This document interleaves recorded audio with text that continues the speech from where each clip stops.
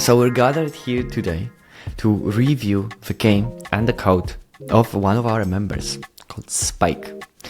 And we've got ourselves a nice 5,000 lines of C code, one file. Apart from the renderer is another 3K because it's Vulkan, it's verbose. But here we're gonna review mostly gameplay code and take a look at how it generally functions. And we're gonna start off by looking at the game itself. So thanks a lot for Spike for submitting the code for the review. Thanks a lot for Anton, who's showing up to critique the code. And I need to have my tea to critique the code. But this was German. A critique was the French. I don't even know, man. It's just European. All of Europe's just fun. It's European language. It's European language. What's the language? It's European. All right. So let me first share the screen. Here is repository. It's actually public, so everybody can go and take a look. Follow along. Start, of course.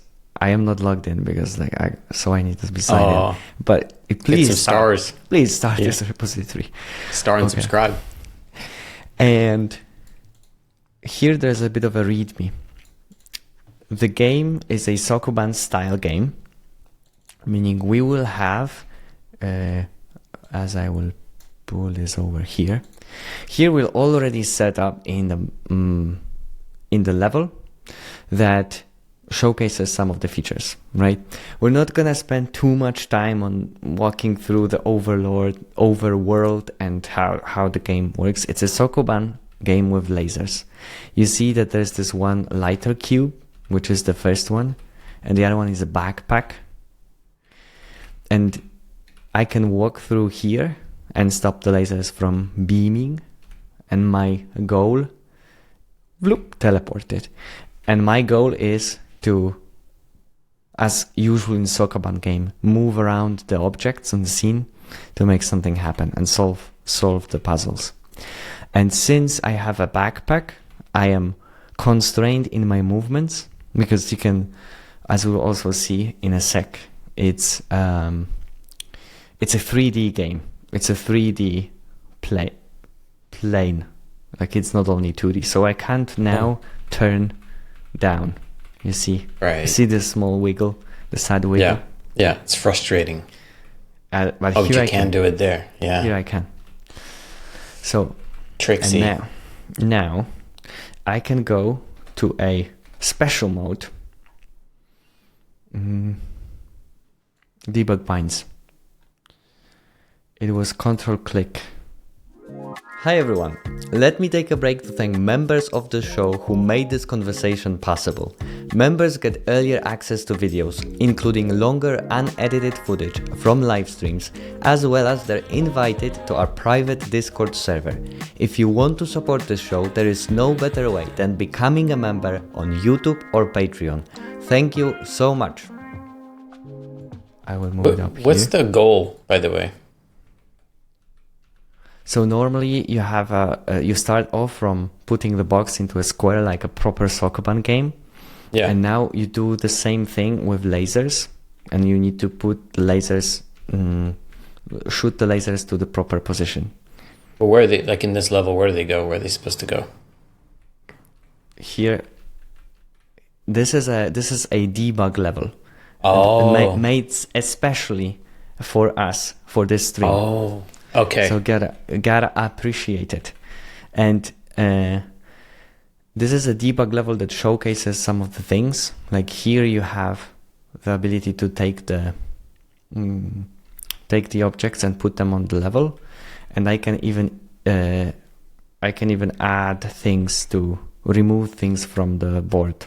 Like you see. Built-in level editor. Removing the cubes. Hard pivot to Minecraft. I can keep the mouse button and terrorize the entire level. Okay. Even enter a special view mode here. Okay. To show what it's really like. Oh, is that like the actual game? Yes. I unfortunately broke it because I spammed my keyboard. Because I don't remember the key bindings well. Well, I think we got the gist of it. Or did you want to show off some other bits before we dive in the code? No, this was pretty much it. Okay. We're not gonna be covering, like, we need to focus on something. We're not covering rendering part at all. We have one file. I can show later on the renderer at the end, but it's a lot of Vulkan code. So what my plan is, given what we saw, right? Given what we expect this Sokoban game to be, first of all, what do you expect from the code? What should be there in terms of like state management or like resource management? What would you expect it to be if it's gonna be in C language? Yeah. And it's one file. And then we're gonna go through and see like some parts, some bits of it. Of course, we can't be diving too much, right? Yeah. I mean, you could fit a lot into one file. Oh yeah. There's a lot of room in there. You can put whole games in a file if you really know how to pack them right. So this is as much as it's possible. This game, I actually didn't show it off properly. So this game has a overworld in the style of. I messed up something and I can't really boot up the game again. So this game has an overworld, meaning you go in this like meta level and you can drop into a level and then do the puzzle then. And then you go back up and you go through this, right? So it has these two modes of playing. Like there's a meta level called overworld in the same fashion as the Order of Sinking Star from Jonathan Blow now, or like games like Baba Is You, where you have a bit of an like an overview where you can walk. But Baba Is You a bit more. Exactly. Ripped off serious. By the way, how would you pronounce serious? I think it should be serious. Do you know what it Unless is? it's Kerius. If we're talking in European language. Do you know what it is? No idea. So now I can't remember the exact name, but it has like a it's like when you have a biological categorization of different like taxonomies kind of thing. Yeah. And you have under species there's something that starts with a G. Do you remember? Genus. So it's a genus of cactus. Absolutely unrelated. Okay. To Sokoban. I mean, unless this is like a reveal you haven't actually gotten to in the end. That might be it. Yeah. And all the levels I saw, I looked at the code a little bit. So like all the level data and stuff is in data files. So sometimes people you were not supposed to.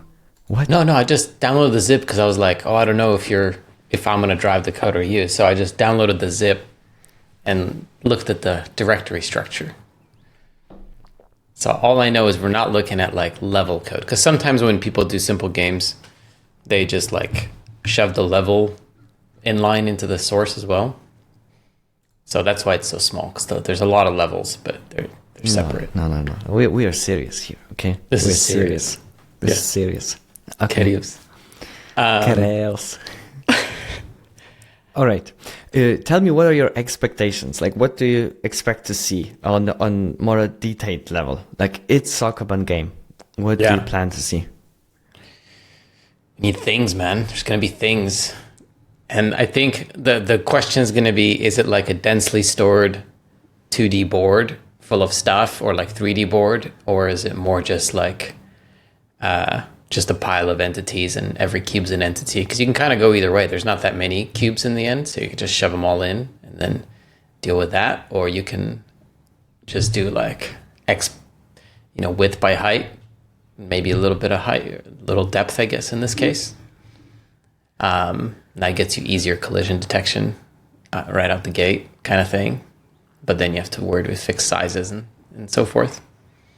So I don't know. That's kind of what I would probably start with if it was me. Are we going to try to do code rating like we did for the other? What's the other code streams? rating?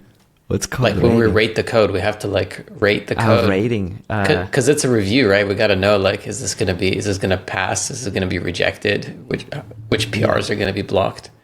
Yeah, but we have only one file, so it's gonna be tricky. Like, how we're gonna have categories? Like, we can't be just like reviewing one. We can just if def any code that is blocked. Just if def it out. No, I'm just kidding. Given that we're like rapidly transitioning into the AI era, I propose that the measurement of code review is how many Claude hours a piece of code would take to write. So we like if it's really high quality code, it will take like many Claude hours. And if it's like, we don't need this, then it's like low Claude hours. What do you think about that metric? But you mean like verbosity? Or No, just like quality. It's like if it's good code, it presumably it can't be written by Claude very quickly. It's obvious everything can be written by Claude already. Like we're already past that, right? But it's a question of how long would it take Claude to write. So like the best quality code would take infinity time because it just can't write it, and then it sort of goes down from there. Okay. It's like man hours, except it's Claude hours. Okay, so let's do it like this. We're gonna measure this in Claude hours. We're gonna review it, and at some point we're gonna be like, okay, we've seen a system, right? Yeah. So we're gonna do the rating, and then we're gonna end up with a couple, like at least 3. 3 is a magic number. Okay, we can't have less. Like it has to be 3, and at least 3. So then we have like 3 things scored in Claude hours. And probably people will be like, but which model actually? Like it depends. But okay. Oh, somebody is suggesting Anton hours. That's good.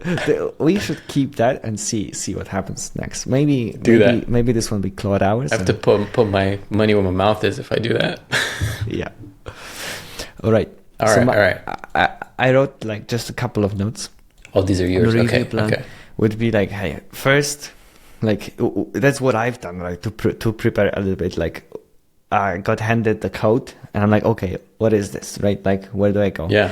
So since like it's not a PR that we're reviewing, but like an entire thing, you need to understand like what is the place where people decided to split the files and like some sort of modules and whatever.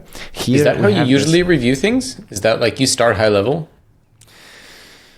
If you like, I got a couple of submissions, like 4 or 5, I think, recently, and I needed to be like, hey, what is it, right? Like, first of all, run the thing, see what it's doing, so that I know, like, from the what it's aiming to do, and then I try to map this to what I see, which is like the division split. I just go line by line, like I'm like, oh, what's up with that first line, and then I just go in and I just follow the. I just find main and then I go. I'm like, all right, let's see where this is. Find main. Like you need to have this like structure of like, where do I start? Like, yeah. So quick look. Yes. This might be not visible, and I don't know how to make it bigger. So one build script, right? Good. Yeah. And this is because it's Vulkan. Yeah. We're compiling our shaders. Sad times. Okay. It's gonna be so fast. Mostly in a handmade fashion. Let's say a compilation. You put your basically couple of files. Yeah, you just go for it. And bye-bye, right? No logo, 360, no scope, no mistakes. Let's go. We have a render series. Actually, we have this guy here. So this gives us a bit of an interface for what's going to happen, right? Yeah. We have 2 things that are related to Vulkan, submit frame, Vulkan draw. This is the render part. Mm-hmm. There's game redraw, and this is for the resizing. Mm-hmm. And there are 2 things that we're going to focus on, kind of. Game initialize, which is the startup code, and then game frame expected. Okay. I appreciate the lack of variable names. I'm feeling it. At this Like, one? yeah, I know what that is. That's gonna be the time, but that's like a bold move. It's like, yeah, just give it a double. Why not? Vulcan submit frame bool. That one, not so much. Let's play a quick game of guess the bool. What do you think the bool is? It's gonna be some sort of force, like Force something. force parameter. I don't know what we can force here, but I think it's suspect gonna that. be initialize like because there's no Vulkan init. So I'm wondering if it's just like init on first frame kind of pattern, or like restart, some kind of restart. But then it would have been first. It would have been the first arg. I don't know. I'm gonna put my money on something like re-init or init or restart. because we get like and draw commands, we get int, and then camera. The int is Yes. probably the number of draw commands. Because it's C style. it's- Yeah. So this yeah. is an array. This is camera. So Yeah. for the transformations And bool's mysterious, man. It's like maybe it has something to do with the camera. Yeah. Okay. All right. Should we do then a quick check? Oh, there is a Vulkan initialize. Never mind. It's probably not an This it. is Vulcan Bridge. Chat, what do you think? What's the bool? What's the bool do? We can move on and leave it as a cliffhanger for later. Maybe we'll figure it out from the game. No, I want to know now. You want to know now? Impatient. What was the Vulcan submit Submit. name? Yeah. Render models. Unexpected. Highly unexpected.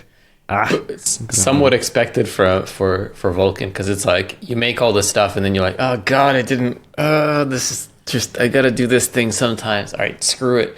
And you've been wrestling with Vulkan for like 3 hours and you gotta go to bed and you didn't get anything done, so you're like, fuck it, random models, let's go.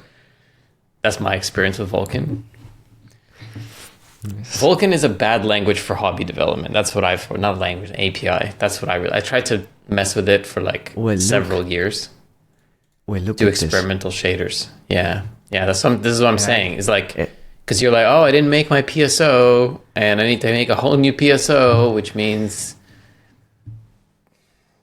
Okay. Vulkan. Calm down. Calm down. Okay? Close the file. Close Calm the file. down. I'm gonna go away now. Okay. Got Vulkan PTSD. Vulkan was supposed to save everyone. No. We don't go there.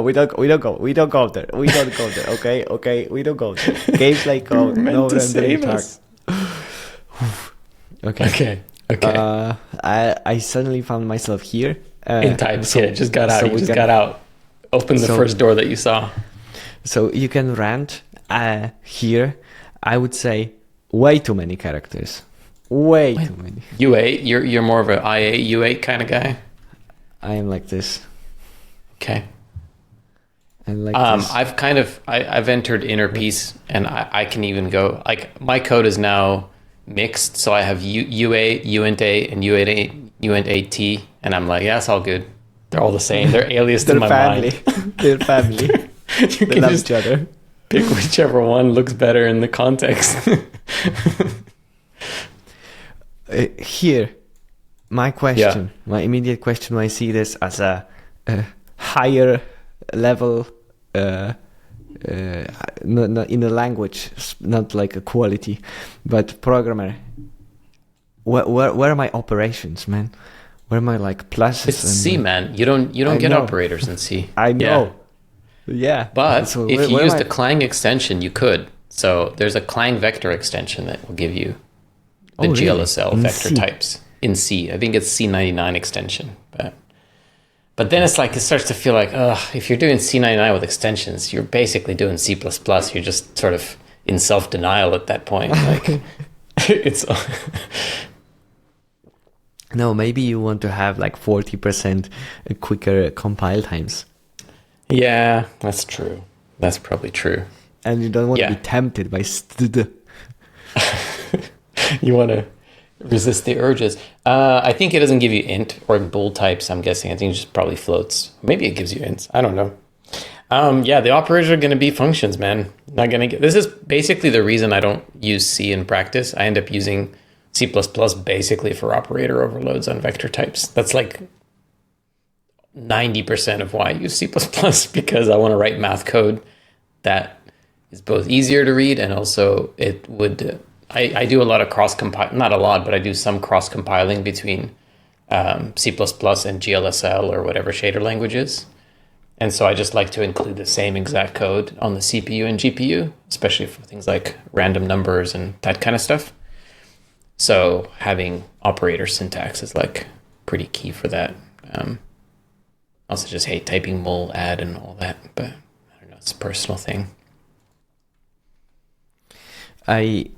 Somebody mentioned that my mic is lower and yours is higher. The only thing I can do is lower Anton's mic. So I did that, and yeah, I cannot put more power. I can only scream.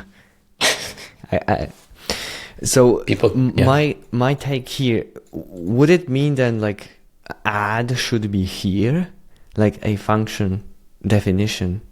Like at least declaration shouldn't be. I mean, you never know if you're going to need add. You might not need add for all of these. Just do it as you go, man. Really? We'll find out. We'll find out. No, so my guess, just reading from this, since I think Spike mentioned this is like he's just starting out with this. This feels like following along from Handmade Hero kind of vibe, and so I suspect this is the beginnings of like building out that library, right? Because it's got a couple of these, but not like all of them. And so I suspect it's like, all right, let's start building out my log cabin vector library, and just hasn't gotten to the operators yet. But we shall see. We'll find out. We shall see. Maybe he's like a raw dog vector kind of guy and just goes for it with the raw member variables everywhere. All right. This was types, and you remember that we had also world state structs. And apart from these two separate files, we just get in serious C. Okay. All right. Should we check the structs header, or should we just go straight to serious? I think we should check this and then let's do it. Let's find out. Spend all night there. Okay. Ooh. Okay. So, Windows is defining void to void. No idea. I have no idea. Windows, naughty Windows. What's going on, Anton? Anton, what is going on? So Windows.h. So somebody included Windows.h, but this is a little bit sketchy because like, why did we include Windows.h somewhere? That should be only inside the Win32. So I guess maybe this goes into the who included it. Serious. And I see the comment temporary next to it. Yeah, there it is. For debug. Oh no. Yeah, so Windows defines all manner of crap, and it just like trips you up. Like it defines like rectangle, I think. So then you inevitably, if someone tries to make a class called rect or rectangle, and then you get like these Byzantine compile errors because it's a Windows macro, and you're just like, what is happening? So anyway, so people just undef stuff, but that's why you don't want to include Windows.h anywhere. All right, so we got some platform render handles. Okay. So this one actually is a big one. So we might not need to go through all of it. There's one thing here that is, for me, skeptical, and I need advice from Anton. Okay. Sure. So let's go. So we have a couple of structs. We go there. Sprite ID, perfectly normal, understandable. Cube model. Draw command, sprite ID, as type. This is like, okay, we don't do rendering, so we're not gonna spend too much time. Here we have camera. Yes. Okay, that's all. That's more our zone, but generally speaking, we'll come back on the gameplay code, I think. And then we go tick input, and then I do papa. Oh, okay. Papa. Okay. Papa. Okay. So this, to me, Uh-huh. is wasteful in terms of memory. You have all of them, and you share bool, which is like 1 byte, 8 bits, and you can have this packed into bits separately, right? That's one case. Yeah. And then maybe because I'm just too library skewed, but at this point, like, it feels like, hey, we're doing our framework and we're defining everything, right? Yeah. If you were to do your project, I mean, if you're doing this handmade way, that's the way to go, right? You need to build yourself everything, right? But at the same time, where would you go for a library to handle some of the stuff? You mean if you're building a library, or for where you pull this kind of stuff out? Where, if you go for a project, right? Would you consider doing things like, okay, hey, I'm gonna need this and that library, and so to avoid doing this, right? Yeah.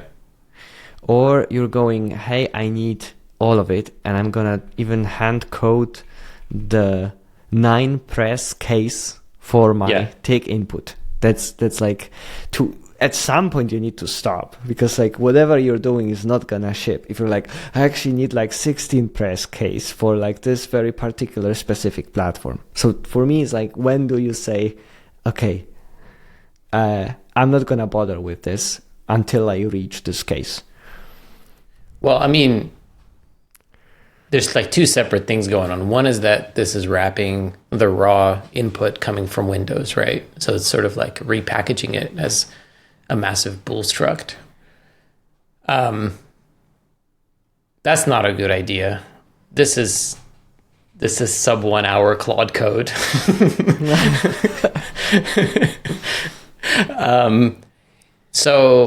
But like, for getting the bit packing side of it, which you can do to save space, but it probably won't matter in this case. Often you want to write stuff like, when you're writing, especially debug or simple code, you're like, oh, if the user pressed something between 0 and 9, take like the key they pressed, subtract 0, and that's like your index between 0 and 9. So that's really useful for like hotkeys or shortcuts, or if you want to do really simple text input, you just say, oh, what's the letter? Oh, is it a keystroke? Subtract like ASCII A, and now that's like my character code or whatever.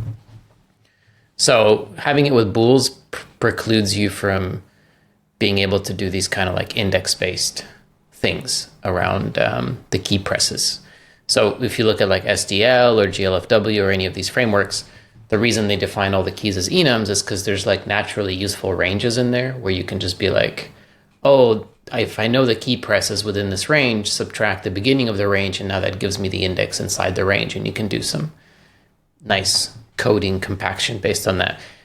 But this is nice for autocomplete. You're like, what's it called? Is it SDLKM or is it SDKeyM? I never know, right? And so this would be like inputs dot, and then it's like, which key do you want? You're like, M press, I got it. So I think it's coming from that vibe where it's like, I don't want to remember no enums. I just want it documented. I don't know, man, you do you, but until you find like yourself feeling like, man, what I really want to know is it like between 0 and 9, and then you start anything programmatic. But in terms of like, should you wrap it? I think it's actually not a bad idea to wrap it somehow, even if you're using something like SDL. Just pragmatically, I've had projects that sort of lived on for years, and then I had to swap from GLFW to SDL, or from SDL to GLFW, or to something else. And it's convenient to just be like, yeah. So this is always as an example given on the internet. And I'm like, bro, if you're serious about the project and you're like 3 years in and you have like a production case and you have clients, like, are you gonna like switch from GLFW to SDL like at this point? Like I always like, for maybe hobby projects or like something, this I understand. But this case, like, always like, oh, it's gonna be so nice. We're gonna draw the UML diagram. It's gonna be an abstract interface, and it's gonna replace like. You don't need the abstract interface, but it's useful to know. Like SDL is huge, GLFW is huge. And if your app is only going to use a tiny portion of it, I mean, yeah, it's questionable. I guess all I'll say is I have projects in which I use, like ages ago, let's say I take like a project from 10 years ago or something like that, and it's written on top of SDL2. And it's got SDL2 code everywhere, and the key structs are using SDL key enums, and the sound is the SDL sound. I'm like, oh, this project sucks, man. I don't want to I never want to revive that, right? Because you're like, oh, I have to get.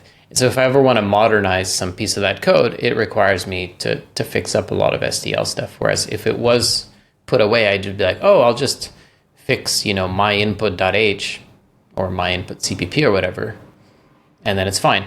And also, SDL and GLFW are kind of like all-in-one things typically, right? So you got your graphics, SDL also have sound, you got your input.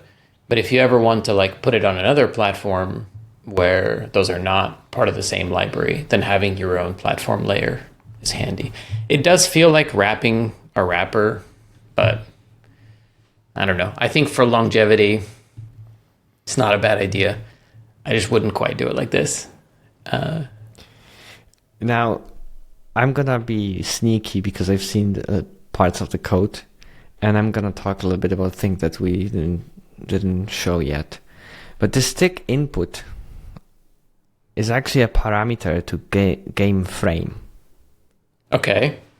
So it's not like there's an instance and you switch what's pressed.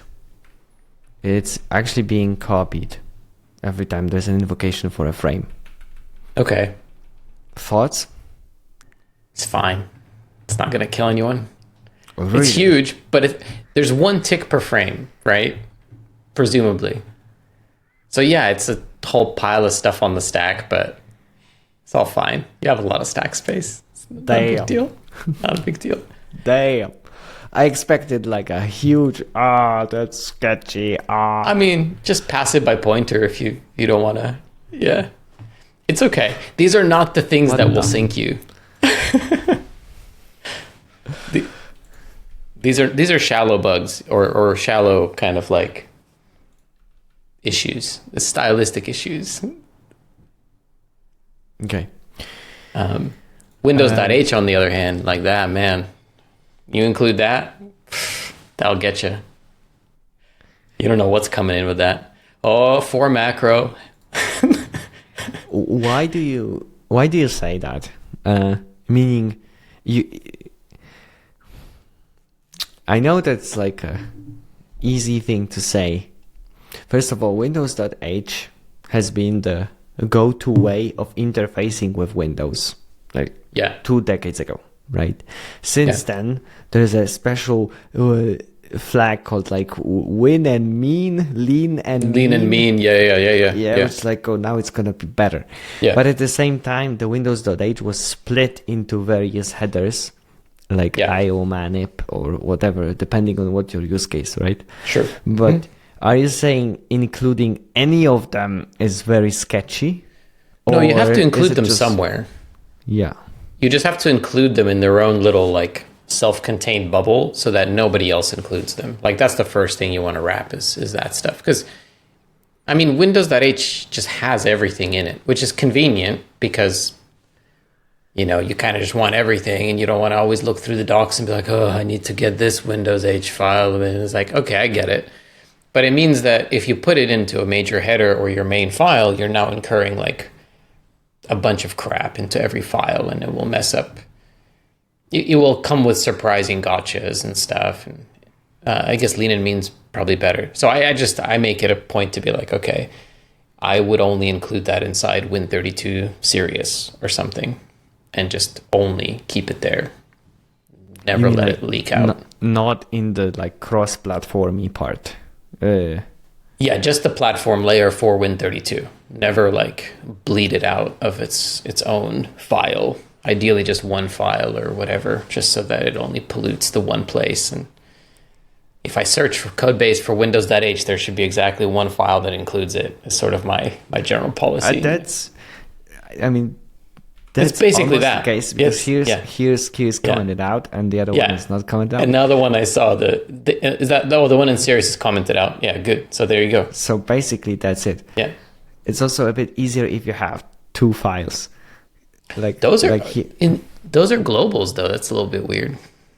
Oh, I guess it is global window handle. Okay, all right. That's probably why it's leaking out for debug. Also, was bleeded out a reference to, I think, Linkin Park, or no, it's just imagine it spewing from a tightly contained place. I need your thoughts on this one. Hey man, I wrote a loop macro for my old projects. I'm all for it. Try it out, see how it goes. I'm all for it. I think in practice this doesn't play out. I think it makes things harder to read, but I think it's fun to play with. Like over time, or what? Like when just over come on the project, or what? No, just like over time. Like I thought this was cool back in the day, and then because I kept typing it over and over and over. But then what I tend to find is that there's enough of them that are different as you start doing more and more complicated for loops. And then it becomes weird because now you have your simple for loops and your complicated ones. And then it's like, why do I have two things? So that's kind of same problem I have with like for each. I've tried to use for each in all its C++ incarnations like tons of times. And every time I write it and I'm like, oh yeah, I just want to iterate the stuff and like call update on it, whatever, great. And then every time something is like, oh, I need the index of the item. And it's like, damn it, now I have to change it to a standard loop. Or it's like, oh, but actually I want to skip some items. It's like, damn it. So yeah, basically I just almost never use that at this point, unless I'm like, using some kind of standard container because I'm being fast and loose and I'm like, I have no idea how to iterate a standard hash map. Let's just do it. And just all I need is to print things out or whatever. But generally I just write the raw for loops because of that. Okay. Direction. Okay. Now this is where I'm gonna stop scrolling and jump directly to main, because I think but these are important. These are useful. Yes, but there's a lot of them. Yes. There's a lot okay, of but let me glance at them at least so that I know what we're dealing with. Okay.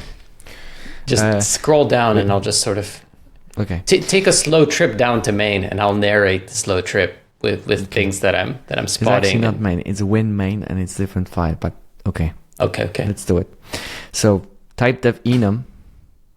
Since it's C. We don't know what it is yet. We'll see only at the end. See on the other side. Yeah, I guess these are like 0. And this is what you meant, right? Like you're gonna say here this. Yeah. And now you can do like source white minus source red and be like that kind of stuff is good for keys as well. Yeah. Okay. So I saw the direction. Can I see the direction real quick?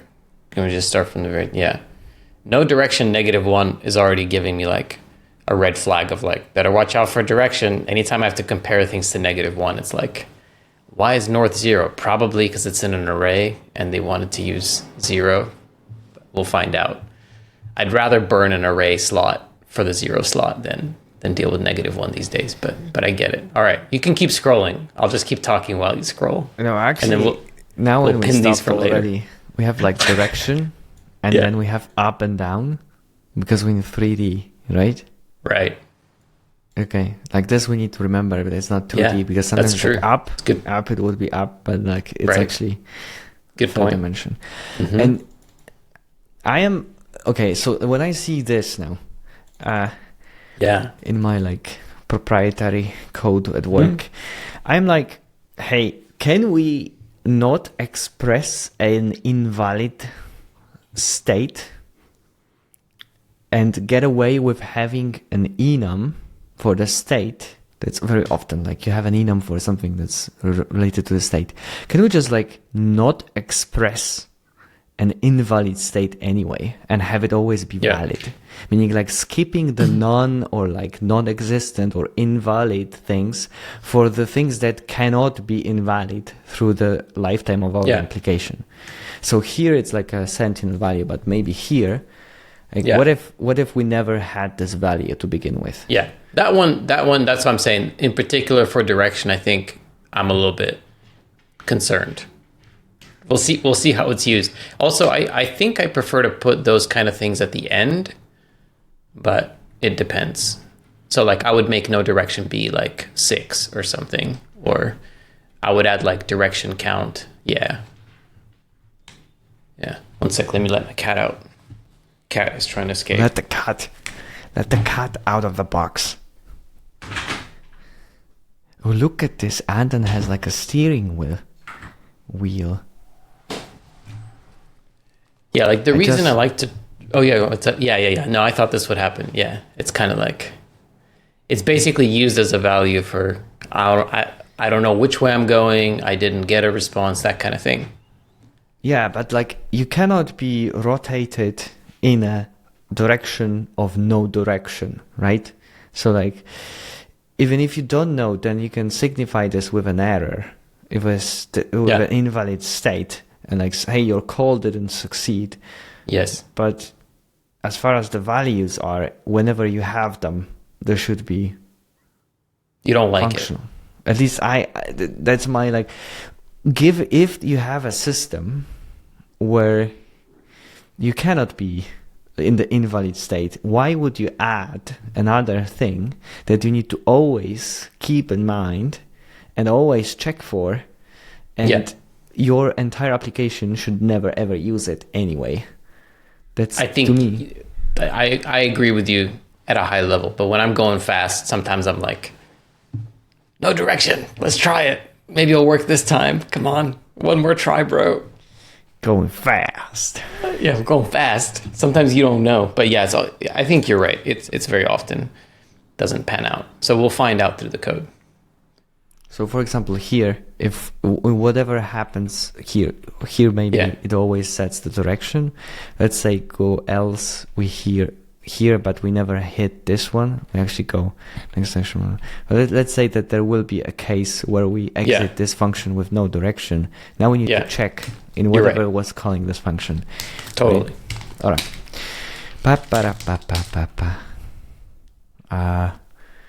Where are we? No color. Tile type. It was tile type. Yeah. This each enum. Mm-hmm. Then we go enum color, no color. Again, skeptical.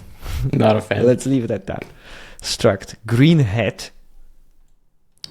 What? Okay. This is green. I'm assuming green laser. And Spike told me lasers are new. Okay, so there might be some rough edges around lasers. So it's only green lasers that do things. Yeah, exactly. No, actually they have different mechanics. Green one is the one that teleports you. You can teleport. The other ones do things with the I see. With the mirrors. Okay. Reset info. Mm-hmm. Reset blocks, which aren't currently active in the game. Coords are integer coordinates of the entity. Position norms, floating point, world space, likewise direction, 6 direction, pass to renderer. Since Spike mentioned world space, I have a question. So if you are in game dev world, you have various coordinate systems. Yeah. And often you represent a position or rotation through a vector. So you never know what is the coordinate system of a given vector because it just floats. And if you're using an engine like Unity or something, there are some sort of conventions that you can adapt. If you're making something from scratch, I would expect that there is an answer for a user of the code, like developer, to know at what coordinate system we are at any point in time, either through a convention of like prefixing names or whatever or something. Yes. What's your take on this? yeah, you have to have that. It will save you time in the end. But It's would annoying. Would you encode it in a type or something, or what No, never the type. Because a space is not really a type, but definitely a prefix or a suffix is sort of my convention. So I follow like what's called the domino convention. So if you have, for example, like a typical, do you know about the domino convention for multiplication? Okay, so you have a bunch of mates. So typically in a game or any 3D application, eventually you render in something called clips. Well, your graphics will end up in clip space or NDC or all these things, right? And so it's something like at a high level, you have your projection matrix, then your camera matrix, and then like your model matrix. So sometimes people call it model view projector or projection, not to be confused with model view controller. Different place. We have model view projection up in here. To be more confusing, you often spell it out as PVM because you need to change the direction. Yeah. So here's what I would propose to you if you want to like type really quickly, and then you will see the light immediately. So you're going to have some kind of matrix, which is called like projection, right? So, or maybe can I hijack this screen briefly, or do you want to type? Because this will save you time. This is a good convention. Let me type. Keep it like one thread. So just like get a bit of blank space, and then I'll show you some kind of like how this arrives. So you're going to have a projection matrix somewhere, right? So let's call that projection for now. Because you're like typed one like this.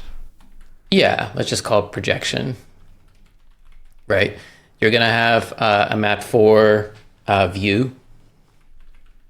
And then you're going to have another mat4, which is like model. And so typically model is going to be like, where's my model in world space? And view is like, how do you go from, world to view? And then projections like, what's my FOV and all these things, right? But notice you have no freaking clue. What is it? View? Is that like the position of my camera in world space? Or is that the matrix that takes me from world space into the view? I don't know. And that's what you're talking about, right? And then you have position, which is like, let's say it's like a vertex inside your model or something, right? Or like a point inside your model. So now leave that there as a place of shame, and then I will type the correct convention for you below. It's going to be more wordy, but you have mat4, projection from view,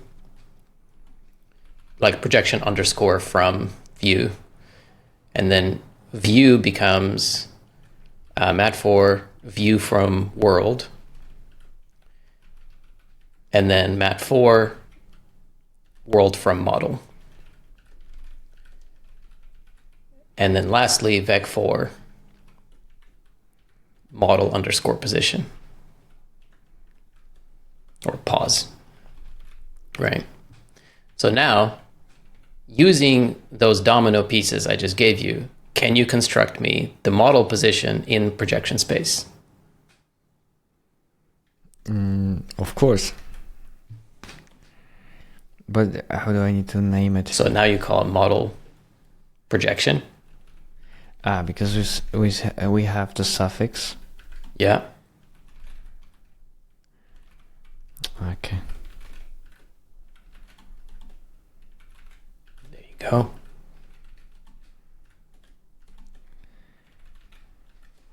I think I see the pattern. Yeah. Raw model. Congratulations, you're now a graphics programmer. You'll never make a mistake with spaces ever again. And you've used zero brain power to figure out. And now you can be like, someone's like, hey, can you give me the position in view space? You're like, no problem. Or like, hey, I've got a position in clip space. Can you take it to model space? You're like, sure, I'll just invert a couple of things. So when you invert something, it flips the from order. Yeah. And then you can look at any piece of code. And if the two things on the domino ends don't line up, you've got a bug 100% every time. And so like whenever I would go to studios and I would do like VR debugging, like when VR first started coming online, and people, until VR, you could kind of get away with being like, well, I got 3 matrices, I'll just figure out the order. And usually they have a little bit better naming than just view. But sometimes people like to use model to world. And if you do that, your dominoes don't line up. So if you imagine, because like if you had view to projection or view to world or something, or world to view, it doesn't line up this way because the multiplies go to the right. So the from is the kind of key thing that tells you, oh, things on the right go to the left. So I fixed a ton of bugs just renaming vectors. So I would show up and they'd be like, we have a bug with our VR projection. I'm like, show me your matrix names. And they'd be like all random. I'm like, we're going to rename matrices. Like, no, let's just fix the bug. I'm like, no. Rename the matrices. All the bugs will just fall out. And then it's like, sure enough, many bugs would be discovered and just fixed immediately. And so that's the correct convention.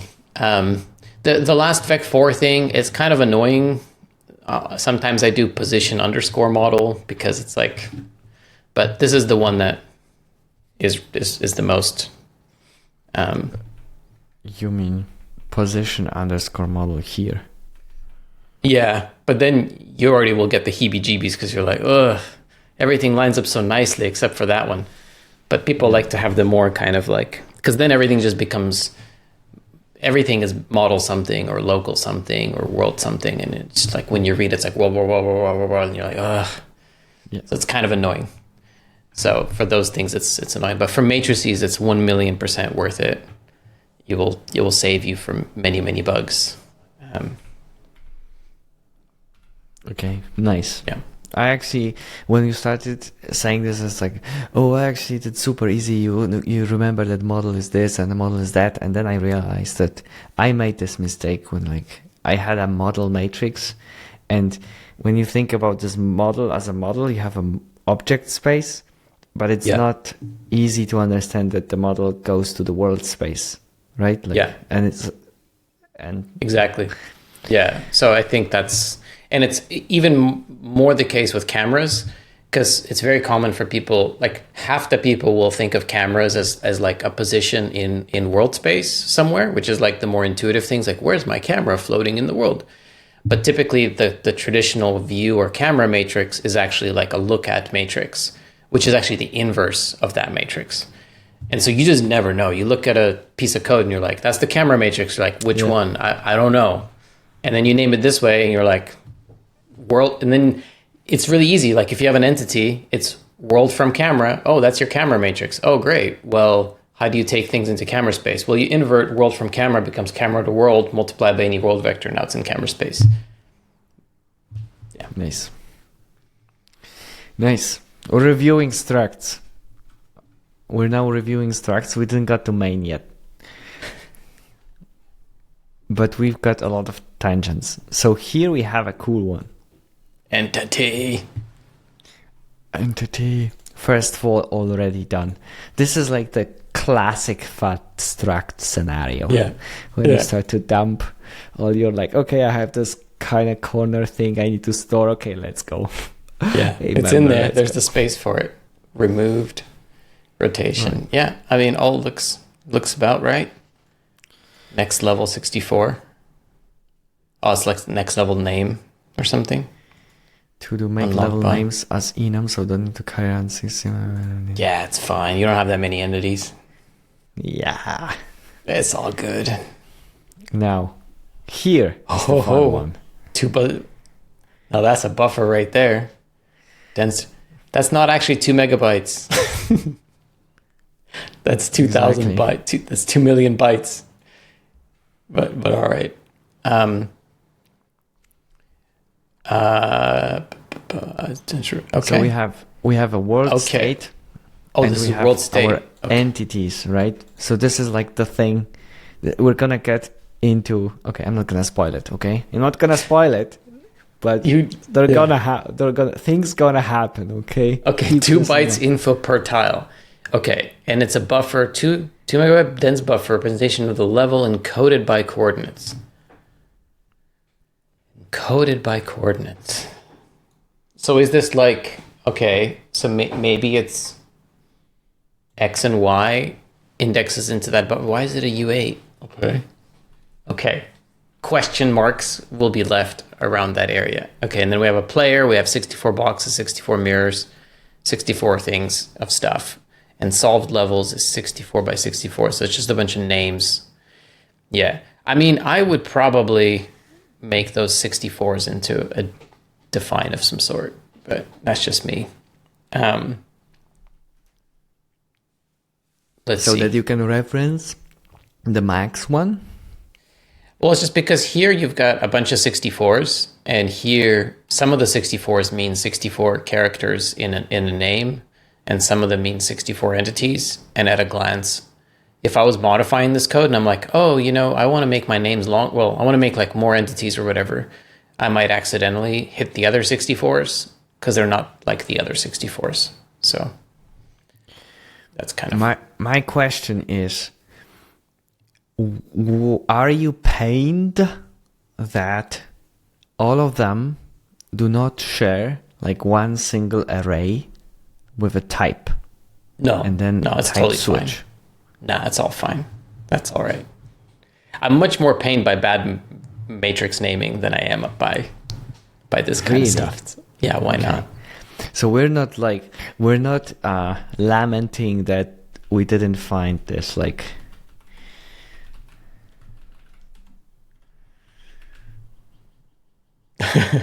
thing. I don't mind. So I think it depends on how you want to think about it. And I think, I guess one thing I'll say is that it's a little strange that it's this and that it's one fat struct, because you might as well just have box types and just have 64 boxes if you're going to go this way, because they're not sharing any stuff. But I suppose it's convenient to pass things around by entity and have like some type erasure that way. But I think having things sorted by type, if that makes the code easier, because if you're iterating over types of entities all the time, and that's an easier way to think about it for you, that's fine. Where this starts to fall down is if you want to do something to all the entities. So you end up having a bunch of code which is like render all my boxes, render all my mirrors, render all my sources, and it gets a little bit repetitive, and I don't like managing that kind of boilerplate. It slows me down to like insert that kind of logic in multiple places.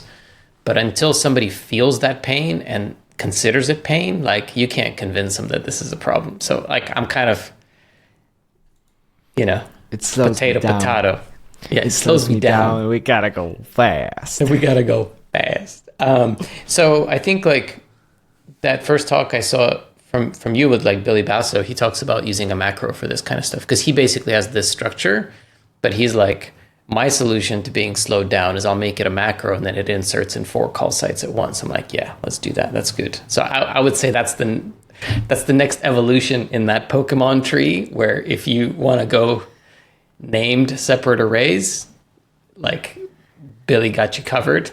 And if you're like, I don't want those macros, I just want one thing of things, it's like, all right, that's like more of my camp. Okay. We're going to come back to world state. I'm going to keep this in mind. Okay, now we have a couple of things. Trailing hitbox, animation. I think we can come back to with the gameplay code. Push result. Okay. In terms of pushing the box, right? It's a soccer band game after all. Yeah. You gotta push. Yeah. Gotta push. Pack turn state. So pack is a short for a backpack. It's a short for the thing you carry, meaning the other one. So you play as a player, and then you have that's your backpack. Backpack. I thought it was like the packed state. And I was like, oh, we're doing some bit packing, but not really. No. It's the pack. Game progress. World 0, World 1, Gate 1. Okay. Editor structs, edit buffer, editor mode. So this game features undo and then reset level. Okay. So all of the levels and movements are serialized and stored. Good. Editor state, writing field, camera mode, raycast hit, pop-up type. Cheat mode. Pop-up. Lasers. There's cheat mode toggle. Yeah. Laser color. Laser color. Okay. Questionable. Well, things are. I guess this allows for, reddish green lasers, which is good. Like you can have yellow lasers by doing a red green.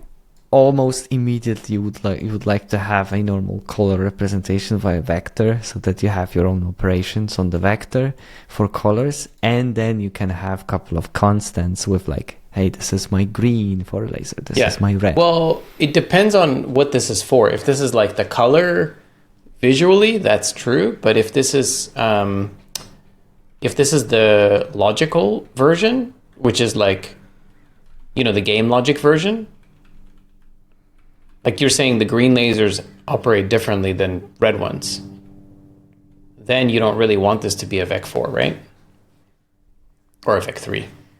Yeah, but I would say like this is the visual representation.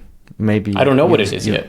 It could be visual then it should be an enum for the type. Who knows? We don't know yet.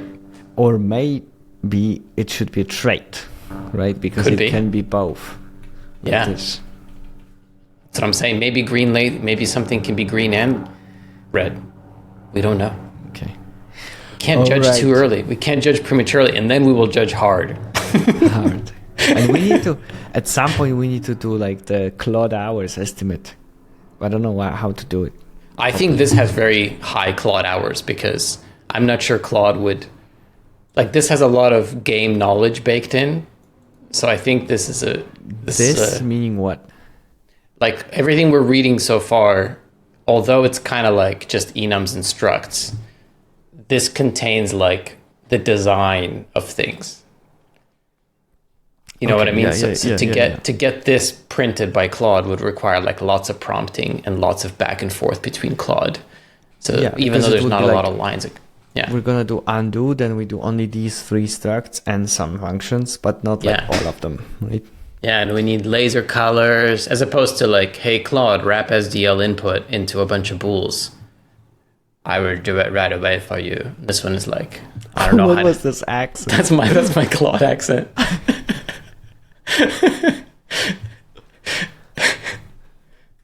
Claude hours ranking. All right. So we have wrapping input hashtag custom input systems. Actually, that's hashtag. It needs to be like this. Yeah. So, and then we're gonna have type define all the structs. You remember this meme of like all the things and like that's the reference. Okay, how we're gonna do the estimate chat. We need your estimate. We need your estimate for Claude hours of prompting, like relatively high Claude. Okay, we're not gonna do like haiku Claudes. Wrapping input of custom input system. How much hours for Claude to do it right, and you also think about it, and then let's do the countdown, and then we both type in chat. Okay. Oh, are we gonna? I'm not signed into chat. I'll just say it. Okay. I don't know. So I think for wrapping input. Are we doing discrete hours? Like it's got to be at least an hour? Yeah. Okay. Yeah. Okay, I have one. Okay. 3, 2, 1. 1 hour. 1 hour, definitely. Okay. Yeah. People are like 40 minutes.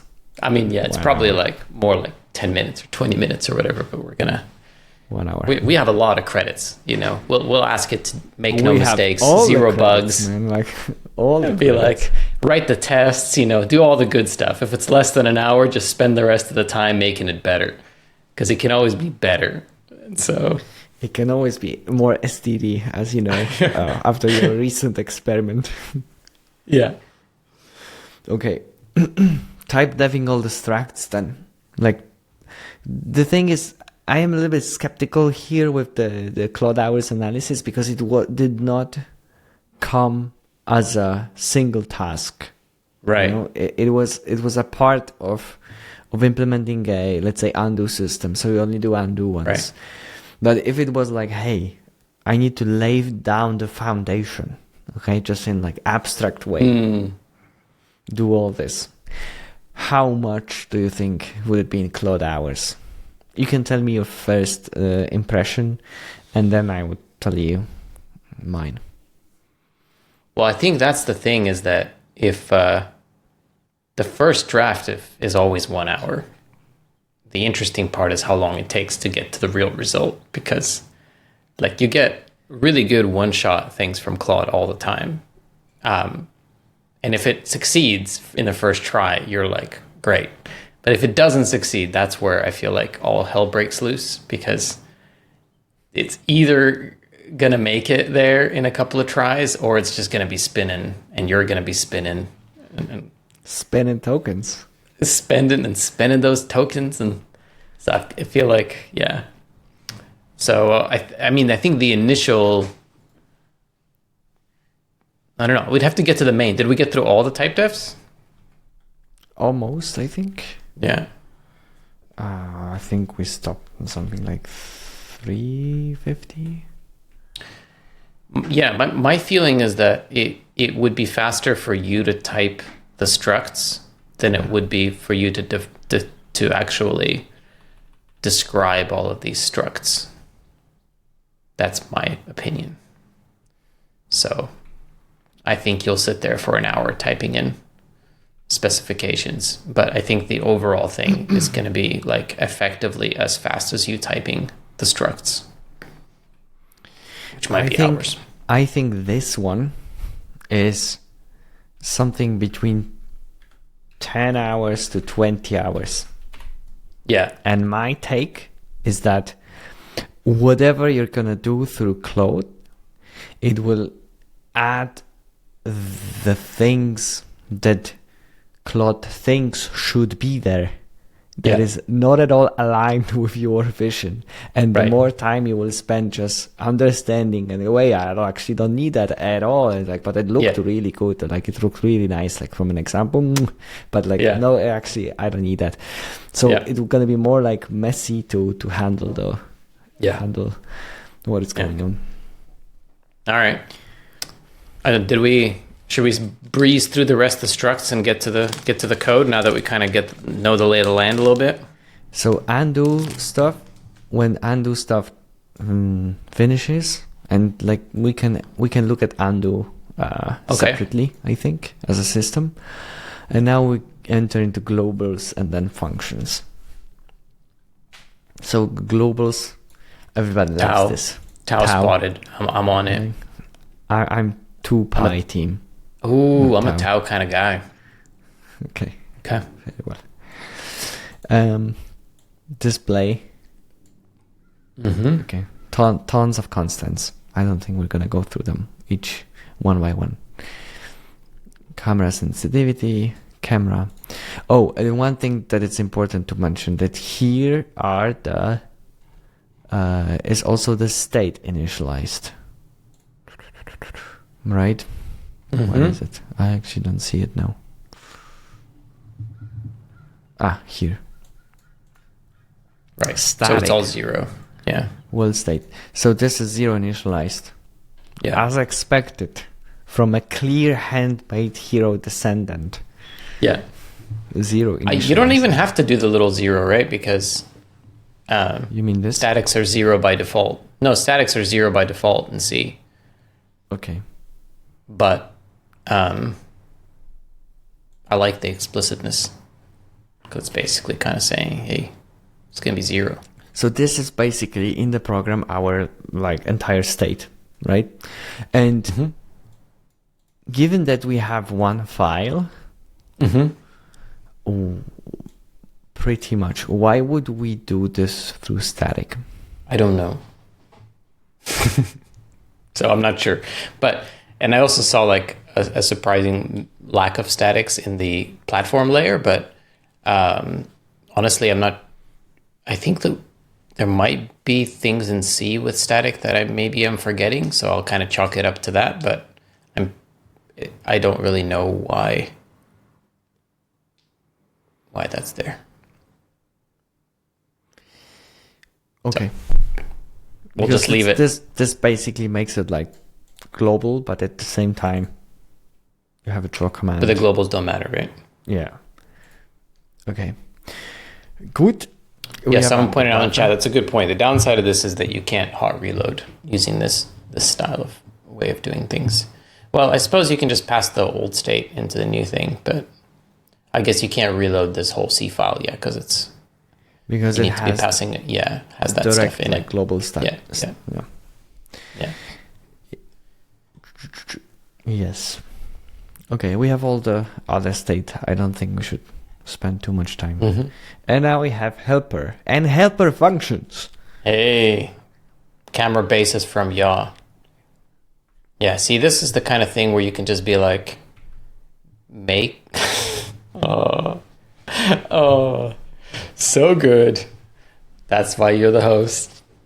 I call it make camera from world, or make world from camera. Because again, like, I don't know which one this is. And so I just kind of have to hope. Camera from world, like this? Or world from camera. Like, I would call like make. World. But it should be one of those two. So and then all of your matrix functions can just be that, and then you're never confused. So yeah, here we have this issue with like losing the understanding in what space we Also, are. this one is a little skeptic because you got yaw right and forward, but I guess that's probably the useful thing for the game, so that's okay. You know, if that's okay. Quaternion from axis angle. Yeah, like classic. Expected. Quaternion is 0 is a sketchy function to have. So I'd probably audit where that is. But I guess maybe if it's like, it might mean that's an uninitialized quaternion or something. That's okay. But I might rename it to like, well, yeah, anyway. Because you never want to check against 0 with floats, but...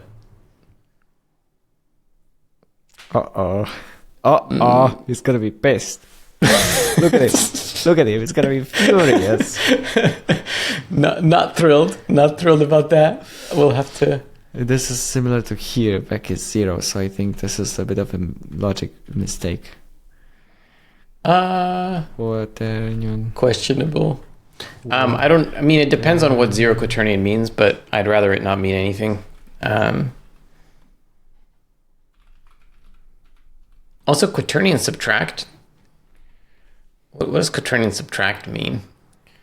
And this is rotation. Is that like the angle between two?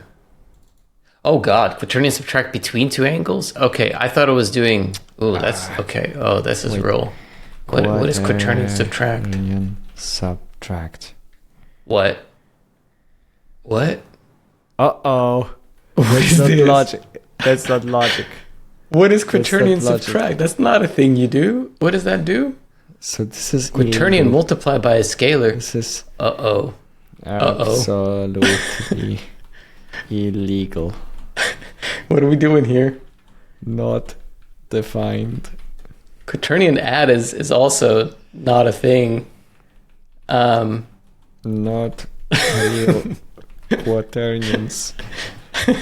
Quaternion be made up math. I mean, you can do that, but I actually don't know what it does. Scalar multiply. So maybe you should tell why. I mean, I'm not an expert on quaternions, so all I know is that the operations you ought to have, unless you're an expert, is like multiply and conjugate, which is like the inverse. Or really, you should have inverse, which is the conjugate divided by the scale or something. I forget exactly, but really, you probably just want quaternion like lerp, quaternion angle between, make quaternion from axis angle, and kind of treat, generally speaking, quaternions as like black boxes encoding rotations. If you start getting into like raw quaternion math, you better really know what you're trying to accomplish here, which is incredibly rare in game math, especially like hobby game math.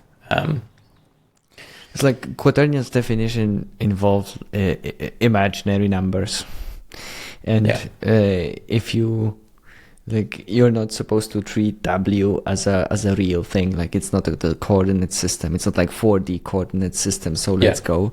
And these operations are pretty much undefined as far as I know, as far as I remember. Yeah, so I mean, the other thing is, if you add those two, you don't get anything useful. Like, because whatever was Vec4. Right. Like, yeah, exactly. Like I don't know what the correct math language is, but they form a specific kind of group, I believe, right? And then you want to make sure that they remain normalized. Probably you can do non-normalized quaternions, but like for scale, but you got to make sure you do it carefully.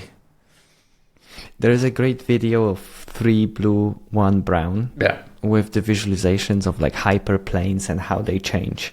So like not every combination of these numbers will be valid. As Anton mentioned, you need to keep them normalized. So it's not like if you add 2 together, like this is basically vector adding, but it has nothing to do with quaternions. Yeah. Yeah. So, I mean, I think personally quaternions should be their own type. I think using Vec4 as a quaternion placeholder leads to mistakes more often than not. Although I kind of also get it, because in graphics, typically like in shader programs, it used to be common to use Vec4 for quaternions and shaders because blah, blah, blah. But yeah, I think it's a bad idea. So I would have quaternion as its own type for this reason. So that way you can have separate math functions for your vectors and your separate math functions for your quaternions. This is not isolated occurrence. So it looks like it's doing a lot of animation.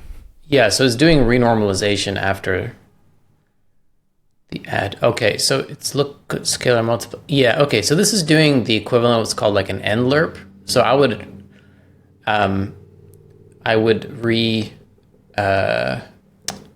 repackage this whole thing: quaternion normalize, quaternion add, quaternion scalar multiple. That whole thing, if I'm not mistaken, is what's called an NLERP as opposed to an SLERP or SLERP. And NLERP is this idea that you just take 2 quaternions and you just lerp between them and then you renormalize. And it actually produces pretty nice interpolation. So a lot of people knock NLERP and they think like SLERP is better, but NLERP has some nice animation qualities because it's got like a baked-in easing effect into it. So I actually like NLERP, but to frame it as, add, scalar, multiply, I think it's a little too raw for me, for my taste. I would just make a quaternion NLERP function, and then it's clearly documented what it's doing. And then a quaternion slurp. There you go. This would be NLERP. Yeah. Exactly. Is that from Claude? No, I just wrote it down from memory. Oh, damn. And this is slurp. So yeah. Probably best to have this isolated, but I don't know whether this is what we'll get from these. It doesn't. Well, you've got param. Look, so I'm using my pattern recognition. So you got param. Param is probably the parameterization of time, because look, you got frame index plus 1 divided by animation time. Yeah. So that's probably forming something like a 0 to 1 scalar. And then I'm seeing the canonical lerp form, which is like a times 1 minus param. And if you scroll to the right, I suspect there's going to be scalar multiplied by param. There it is. So that's your inline lerp. It's lerp between A and B is A times 1 minus t plus B times t. So that whole thing is a lerp, and then it's wrapped with quaternion normalize, which is probably just a normalize. And so then really it's just lerp the quaternions normalize, which is NLERP. Oh, wow. Okay. Yeah. It's my reverse compiler. It's like... Nice. That's a... Yeah. NLERP. Got it. Perfect. Quaternion dot also, I think you have, well, anyway, that's probably, quaternion dot, you have to be a little bit careful because of the double wrap on quaternions as well. But I don't know if I can do that one off the fly to know. Okay, we need to go back to something like 500. Where were we? We saw the quaternion questionable functions, and so yeah. Okay, but that's way. It's good that this is what happened with the quaternion add and quaternion subtract, because initially I was terrified, but now like, okay, it makes sense. They're just needed as part of a lerp. Yeah, it just more verbose and not extracted as a function. Yeah. So with quaternion dot, my brain says we have to check whenever we use dot and compare things. We should consider whether it's the absolute value, because there's some double cover stuff going on. And then quaternion conjugate scares me slightly because conjugate and inverse are usually not what you want. Or sorry, conjugate and negate. You probably want inverse, which is conjugate divided by the scale of the quaternion. And you don't exactly want to normalize, because when you compose a bunch of quaternions, there's like a numerical stability that's famous in Unity. If you do a bunch of quaternion math, at least in the old Unity, they used to slowly get denormalized and like grow in size. And so everybody had to keep renormalizing them all the damn time. But it was all coming from the fact that the inverse was defined as the conjugate rather than the conjugate divided by the length. Okay. So watch out. Probably use inverse instead of conjugate. But a lot of like tutorial content talks about conjugate. And why is normalize doing that? Length squared. Oh, I see. So it's just doing length squared. So it's just basically saying don't normalize. Yeah. So a better form of this is that's fine. So it basically returns identity. Yeah. If it's too small to normalize. That's fine. We'll live with that. Cross product, sure. Okay, now we enter from quaternion, we enter vectors. Rotate by quaternion. I guess it's correct. I don't have compiler in my eyes. This is the part that we. There's lots of different versions of rotate by quaternion as well, but there is a cute one where it's just a quaternion multiply. So there's a version where you can, like, you have the quaternion multiply function, and the one that I like because it's cute, I don't even know if it's faster. You can pack a vector into a quaternion and then just pretend it's a quaternion and then multiply it, and then that is the vector times quaternion multiply. So okay. I don't know what that formulation is. And I'm reading the chat. It's like, yeah, you're probably right that it's probably a division by length squared or something. Yeah, I'm probably wrong about that. I just remember there's some length involved that if you don't take into account the length, you slowly get drift over time. By the way, on an unrelated note, because it's C, you need to first define a function that you're going to use below, right? Yeah. So all of this needs to be in a specific order of first happening there, and then we do cross product so that we can do the cross product here, right? Yeah. So like you don't have to do it that way though, because you can forward declare all the functions. So just on a kind of tidiness level, this is the stuff that I would put into types. I would rip out all of the actual names of the functions. I would put them into one block of declarations, so then it's easy to read kind of what's in your math library. And then after the declarations, I would actually do all the implementations of the functions. And you keep them in the header so it's inline, so it's fast for math. So that would be like how I'd structure the vector library. Math helper functions. int chords to norm. I don't know about that one. To normal. To float. To float. Float. Yeah. This stuff's hard to name. Norm chords to int. Yeah. Floor. Ooh, with the floor.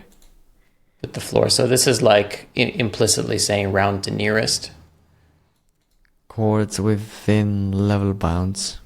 This is, by the way, like, when I was doing this type of code for some whatever experiments or games or like things that happen on 2D squares, there's so many little conversions of like, is this on the tile, like in the center of the tile? Yes. Or is this on the edge? Or is it in the corner? And yes, to the point where I invented up like a new coordinate system. So like I have, if you have like even 3D things that are happening on the grid, like here, I had the normal like MVP free coordinate systems, but I also had system on the tile directly, right? Like the center of the tile and then the corner of the tile. Yes. And I could move between those like as coordinate systems because like I needed to have this defined clearly. Where am I at? I think that's a very good idea. I don't know if I would do it with a coordinate system. I mean, that's for 3D that does make sense. And that way, like you can use suffixes to know which one's which because you don't want to mess those up. In graphics, these are like the half pixel errors that you get. Like famously, UV coordinates, for example, are meant to be corners of, well, UV boxes are corners and then UV samples, like fragments, are centers of pixel. And if you mess that up, then you get all sorts of really subtle artifacts. So yeah, I think I usually have a function which is like convert from centers to corners or corners to centers. And then I suffix my things with corners or centers, similar to the spaces. And then try not to mess that up, especially in code that's really careful there. So here I'm assuming you need to kind of remember this within this code. Like, or and it's using the level dimensions that are global. I don't love that, but we'll roll with this it. One? Yeah. So it's basically saying there's a level and then we're just going to check it. But because in C, you don't, this is another place where I like C++. This is a case where objects are handy. It's like, I have a level object. Is it level dot chord contains or whatever? That's like nice. It's nicer than having a global because now, if your level dims are not set right, it's like, it's not clear that you should have set the level dims, or maybe you're checking about a different level and you accidentally, I don't know. So you kind of want to pass the level in, but then that becomes cumbersome. So. Okay, equality, negation is 0. Yeah. Int is 0. This is float 0. So So a better format for this is returning a bool 3. So if you look at how GLSL does this, in practice that ends up being better.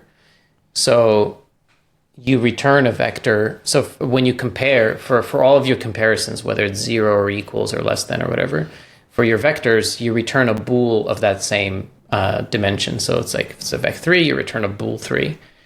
And then you can define things like there's an all operator, which just basically says x and y and z.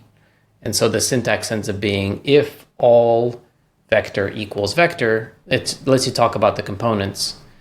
So it's like if all vec A equals vec B. Yeah. So that, for example, would say if all the components of vec A are equal to vec B, and then you get 0 for free because you just say vec A equals vec 0. But then the other one you have is any, which means that's a common one. Like if any of the components are equal to 0, you do some logic. So that covers a lot of your cases without having to write like all these permutations. And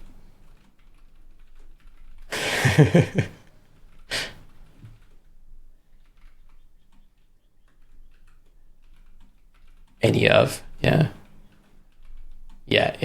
I think so. Yeah. Perfect. Stolen. It was stolen. Yes.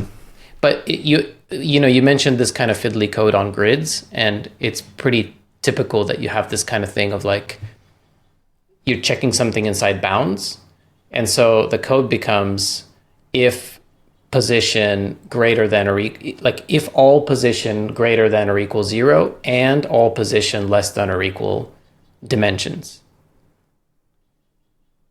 and then that types out all of the for checks that you have to do along here. So that's kind of nice.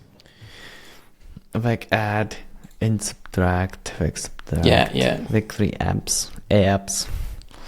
Scale multiply. Vec Put 3. it into vec-h. Inner. Inline it. Inner product. aka dot product.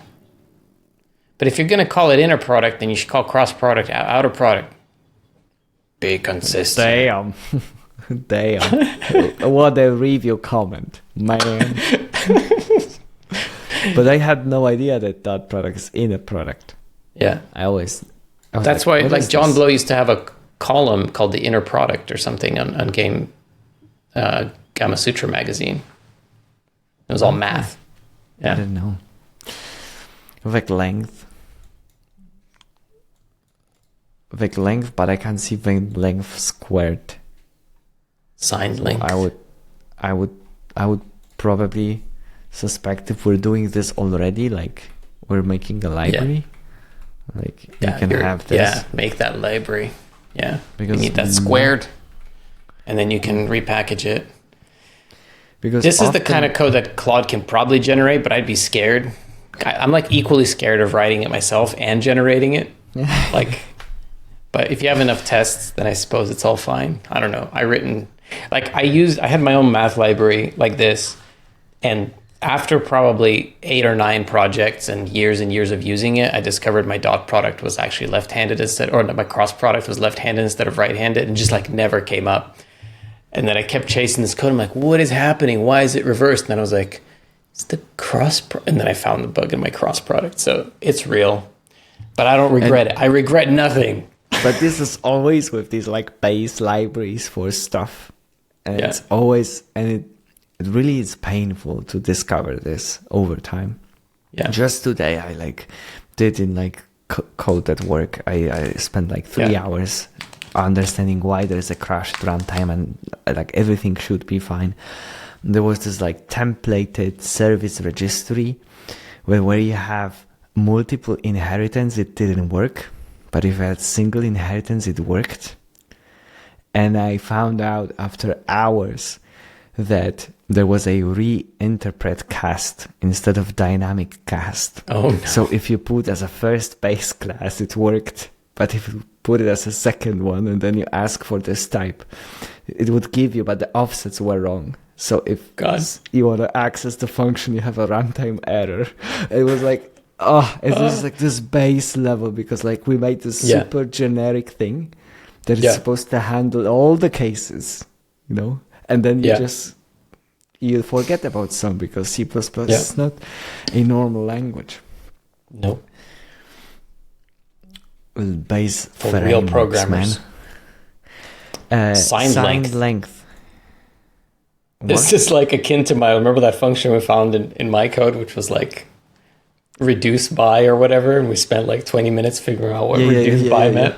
I think this has that flavor, like, because what is a signed length? That's not a standard concept, but vec length, it's a float, okay, and then it's like if it's equal to the abs.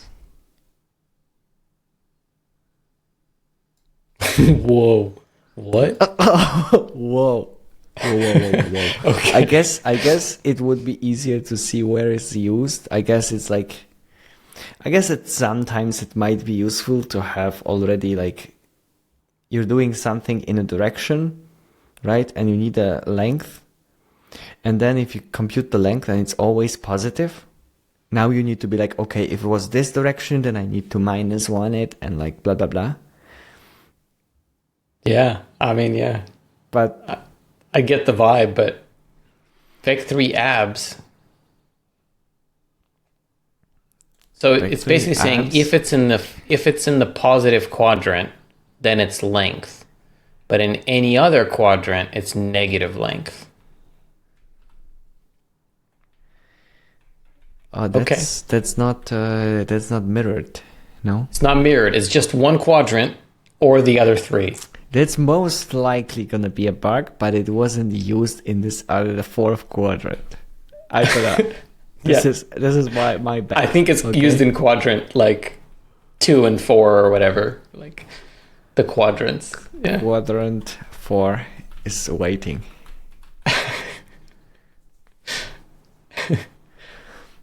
Okay. All right. Normalize. Okay. Normalize. Hadamard. Happens here. Oh, outer. So it's not outer. It like went full Hadamard, but Hadamard product. Oh no, yeah. So yeah, this is the Hadamard product. Yeah, sorry. So yeah, so you got to do the outer product for your cross product. What can you explain this? Hadamard is component-wise multiplication, aka the standard thing. But if you want to go full math style, Hadamard is just you just multiply the things. It's almost never used because I don't think it's what maybe is for this scaling operation? matrix. It's multiply 2 vectors component-wise or 2 matrices component-wise.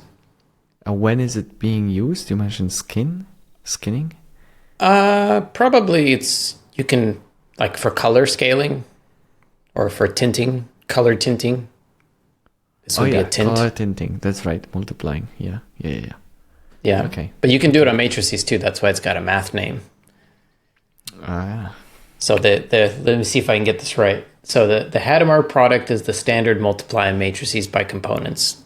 Almost never used in graphics. Never, as far as I know. And then the outer product, the inner product is the standard matrix multiply, I think. And then the outer product, I forget what that does, but maybe someone in chat knows. But basically, all these are defined for matrices as well. Okay.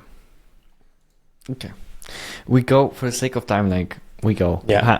When's your deadline? Got about 40 minutes. Mm-hmm. We'll speed up. We gotta speed up. What's the buffer index type? Yeah. What's the buffer index direction? Yeah. Okay. Set tile type. Yeah. Let's just move past the helpers. I think we got the gist for it. Okay. Then we need this. We need Claude hours ranking of helpers. All the mathy helpers. Claude estimate chat. You gotta vote as well. Drop in number of hours that you expect Claude and you prompting Claude to take generating the functions that we've seen, the helpers for quaternions, vectors, pretty much math library, and signed length. And signed length, that one is going to be, so my suspicion is it's like 1 hour for everything, because that's our minimum. But then kind of like an extra 8 hours to do the signed length and other non-standard. To force Claude to do something weird for a quadrant one. Git clone, GLM. Yeah, there you go. Okay, my take is actually 1 hour. Yeah. I think it's a bare bones thing. Like everybody in the C++ world, everybody at some point, like, I'm going to do my vector math library. Yeah. So like, there has to be like thousands of examples for this. Yeah. Okay. Yeah. 1 hour but buggy. Possible. So now I'm going to look up here WinMain. And here we go. Okay. I don't know very much about Win code.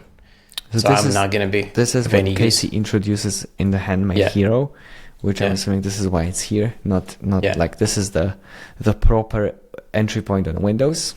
Yeah. But you can use main from the standard library and use it. Yeah. Every time I read this code and I do it, and then it just exits my brain.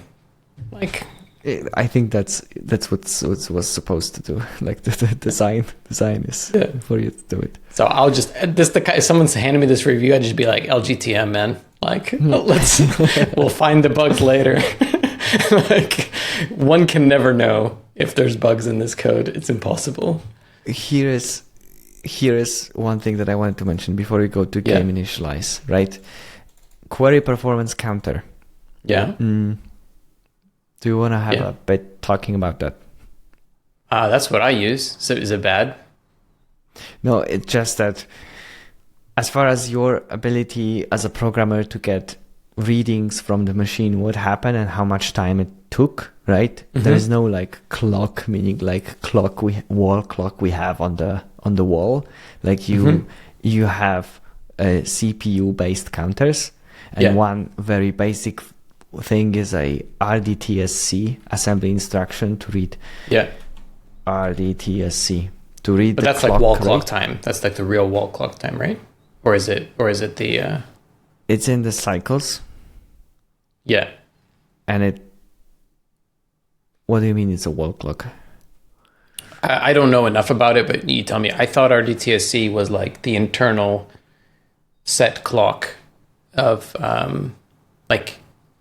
Well, anyway, go on, and then I'll. The tricky part is that this can be different for different cores because it's not shared, right? So this is a tricky thing to use because you can have inconsistent readings, and this is why a better way to measure anything is to do query performance counter, which is the unified one for all the cores if you have you have in CPU, for sure, right? Yeah, if you want time relative to, but that one is not in like actual system time or whatever.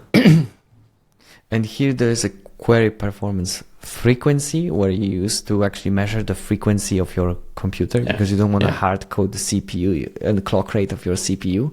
So you just measure it for like 100 milliseconds or something, and you get an estimate, and then you use this as an estimate of frequency. And then when you have time in, let's get to the game, man. Claude can review this part. Okay. Here to review game code, not game initialize. There we go. Oh yeah, there we go. God. So now my like Vim bindings are just messing with me. Game initialize. Initialize. Serious. There we go. Here. Okay. Here we go. We go. Init undo buffer. Okay. Recalculate the box start chords. Why not? Initialize state and initialize state. All right. Initialize state 0, world 0. This was a little bit confusing. Read overworld 0's word state from file on startup, so it's kept in memory. This is used on restart. So it just basically keeps it. It copies it to world 0, so then if you ever need to reset it, you just slam that memory back in. All right. So it saves it off. Yeah. Okay. And then game initialize state for the actual level you're in. Yeah. I like it. Let's go. Redraw is related to the thing. So we go. Yeah. Vulkan. Here. Okay. Pack is the backpack. So it's basically your two entities, right? Okay. And we pretty much initialize things with copying memcopy. And we put the state, we have the double buffering of state. Yeah. This should be much more like, hey, this is a huge reveal of this stream. I should have played it more like, hey, the dreams like double buffering of the state, what?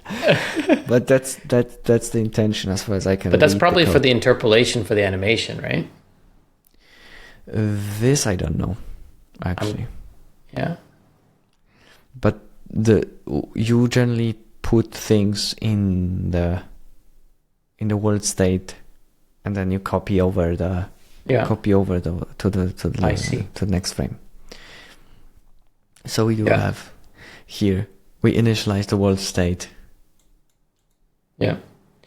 So for me, this is one place where I like C++ because not often, but often enough, I make mistakes in forgetting size ofs or mistyping one of these things. So I try to structure it in a way where I don't have to type size of, and I like the built-in equals operator in C for this kind of stuff that just sort of handles it. It's easier to read.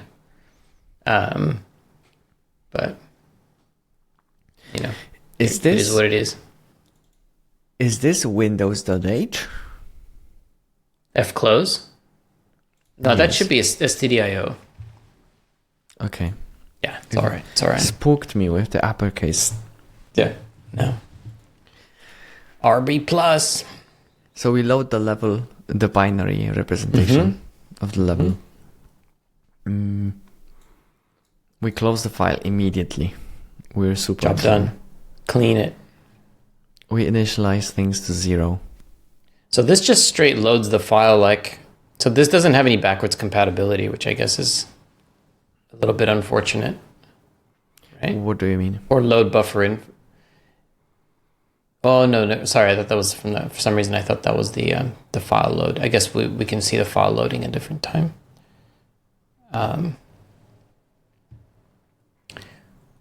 Oh, there's our for macro. There we go. Yeah. Okay. Max entity instance count. Yeah. 64. So we do actually have a couple of defines here. Yeah. Just don't use them.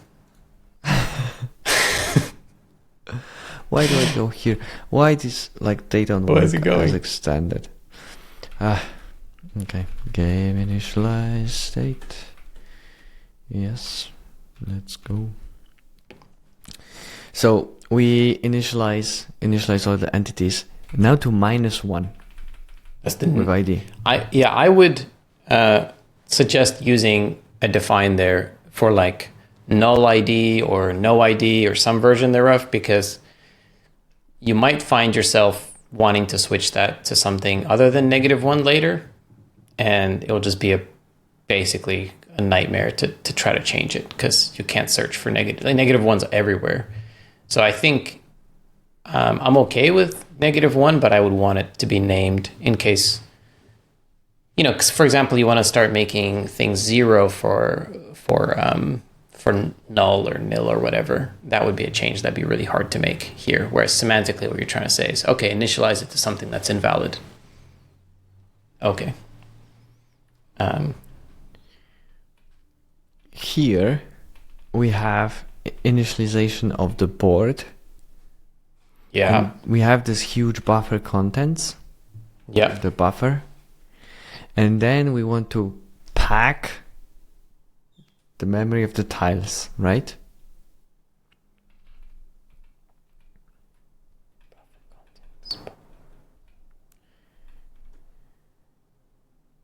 We go through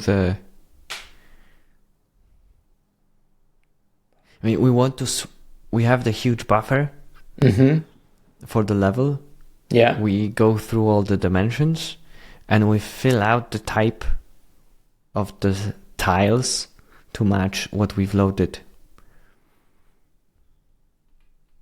I see. So the tile buffer is basically a dims by dims X by dims Y by dims Z. But why is there 2? Why is there 2? What's the 2? There was some note on... What's the 2 all about? Is that like previous and next? I don't remember. There was Current a and comment. next.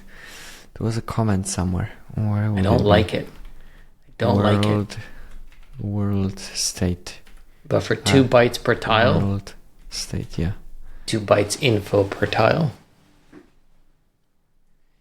I think this is excessive byteness. I would just make it a struct, make a struct tile. Make it a 2D array. Don't linear pack it. You're just causing yourself headaches, I think, because it's fixed size anyway. So just make it. I guess in this way you can 3D array. Yeah, 3D array. I guess this way you can change the sizes and still be fixed. So I guess that has some benefit. Oh, Spike mentioned 1 byte is for file type, 1 is for the direction.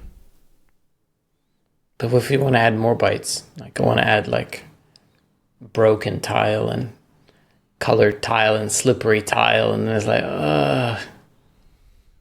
it's like true, false, file not found. Remember that meme? True, false, found, not found? Yeah. Yeah, look it up. Like you add more states to the bool. There's like, this is like an ancient article where like someone discovers this enum, which is like enum whatever, and the values are true, false, and file not found. It's like a bool, enum bool, like in C, and the values are true, false, file not found. I remember countless discussions at work. What does it mean to have optional of bool? Optional bool. like what you wanted to represent with the null there? Yeah, no, I think I would, if it was me, I would just make tiles. I know where this is coming from though, because I've written these sorts of tile things, and then you're like, oh, I'm gonna pack everything into 8 bits, and then you're like, oh, it's kind of annoying, I'm gonna make 2 bytes, and it's like, you kind of either, I think the one way you go is that you say, okay, there's just gonna be generic data, maybe it's an int or like literally a byte array, but you still make that a tile, and then you write a function which is like pack it, and then you pack the bits, and if you're really going to keep it tight, you make it into a single function and you pack all the stuff, or you just make it a struct and you set the fields. But the in-between world of like, I've got 3 bytes and byte 3 is this, and doing that logic inline tends to kind of cause more bugs than it's worth, I think. Okay, moving on. Now we're in the like speed up mode. Okay, we need to be super quick, as if we're like high level LLM. Okay. Yeah, high level LLM. Haiku. High quality. Okay, this is still everything initialization, right? Load win block paths, locked info paths, load reset block paths, camera, main waiting, alt waiting. Because we have different cameras, right? Alt from alternative, I'm guessing. Mm-hmm. Okay. And the world state equals next world state. We flip the world. Okay. I think we can go to game frame. Let's do it. I think that's going to be the meat of it, right? Frame. Game logic. Delta time, like we thought. Delta time. Oh, I thought it might be time. If delta time is bigger than 0.1, delta time is 0.1. There's your frame rate limiter, man. Oh, no, I guess not. It's the other way. It's like, if you want to go much farther, it's like, no, you can't. 100 milliseconds is all you can do. Physics accumulator, delta time. Okay. So this is for a stable delta time. Yeah, fixed time. I don't understand this. Actually, I don't know. It sounds like it's probably going to get passed in as a variable, but we'll see. Yeah, if it's checking how big it is, then it's basically saying, like, what this is for is, I suspect on the outer loop, it's saying, okay, what's the time of the first frame? What's the time of the next frame? Subtract them, that's delta time. But then if you, like, alt tab out of a window and then come back a minute later, the delta time is going to be like a minute. And if you attempt to simulate that in physics, it's just going to be bananas. And so it's basically saying, oh, your delta time's huge, just advance by a little bit. So it's preventing these giant steps of delta time. Oh, branchless. Bro. Save the branch prediction. I think this is for me, like, you like that? Maybe it depends on. Maybe it's a preference. Maybe I don't know if it's really your math brain ability. You know how to write quaternions from scratch, so you're. But I almost did this, so maybe actually it's better. Okay, and we have physics accumulator, and so we have like a separate one for physics. Like we don't base off for delta time, but this means we have a variable delta time for physics. Yeah. So that's your, like, you need to have a proper integrator and. Well, I'm hoping that we're just interpolating between integer states, which I'm guessing is what we do. We probably wait for some amount. Yeah. Something to change. So we have accumulator, but then we have time step that is different. Default physics timestamp. Okay, I'm not gonna skip past this. So we're gonna go slowly. It's probably fine. command count. LGTM. Next will say player. Why are we taking from next world, not the current world? Because that's where we're gonna write to, probably. But this is like sketchy. I would call it like player next or something, or pack next, because it would be easy to, I think, make a mistake there. Because you don't want to read from player at this point. Camera input always at 60 hertz. Never drop frames. Don't make no mistakes. Make no mistakes. No drop frames. No solid 60. Yeah. Edit state, edit mode, no mode. YOLO. Your camera sensitivity. So this is to control the camera. Like camera control, yeah. Mouse position.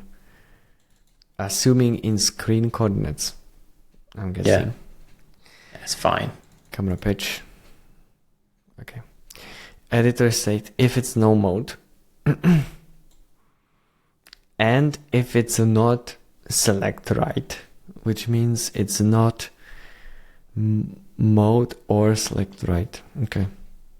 All right. Camera basis, photo basis, camera basis. Okay, this is camera code. I'm skipping past this. There you go. WASD control. Loop. Yeah. Looks good. Handle writing once per present frame. Select right. What are these modes? What is editor mode? No mode, place break. Select. I guess maybe it's... I don't know, actually. We don't know. We'll find out. Okay, I'm coming back. Maybe it's like add blocks, remove blocks kind of thing. Or select blocks. It's probably something of that nature. Alright. Close in this one. Camera moves. This is camera. This is select. Okay. Writing to field. Get entity from ID. Selected ID. Writing field. Next level. Take input. Enter. Press this frame. So here's, okay, enter, press this frame. Enter. It's like you pressed and enter. Now we want to execute this part. Okay. So here, I feel like it's a little bit mixed in, like the input logic is mixed in with the... Yeah, but it says that. So it says this is a bit messy. So what are you complaining about? Look, there's a comment.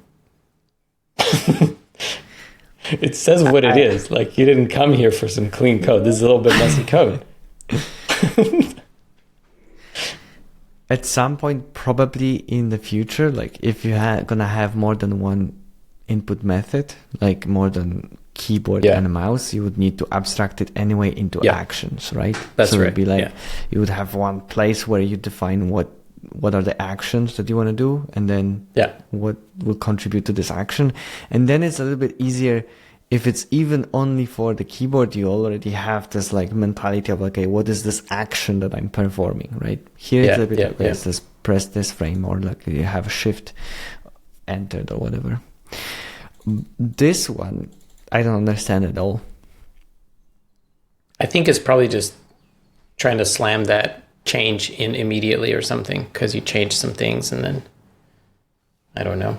I'd have to read more to understand. Okay, so this is like if you press enter, but if you don't, then it doesn't happen. Mode toggle, select right. We change gameplay mode change, place break. Select. So modes are probably these, like, are you playing? Yeah. Are you clicking in the editor? And no mode's probably play mode. No mode is gameplay mode change.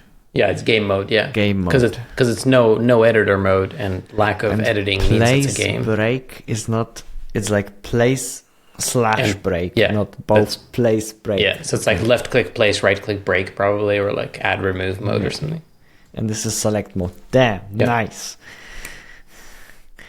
Speed up, slow down, physics tick. Okay, now we're gonna, like, almost at the end, and now we're gonna enter like the actual game discussion, and now it's gonna be like, oh, actually, it's accumulating times. Like, oh, this is not deterministic. I think we have to skip this.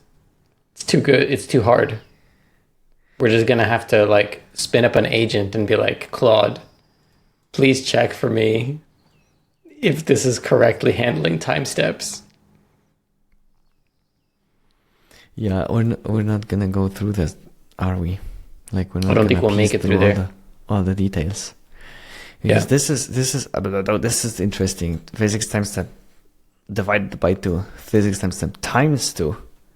If you comma press. So I'm assuming this is like slow down. Speeds it up. Yeah.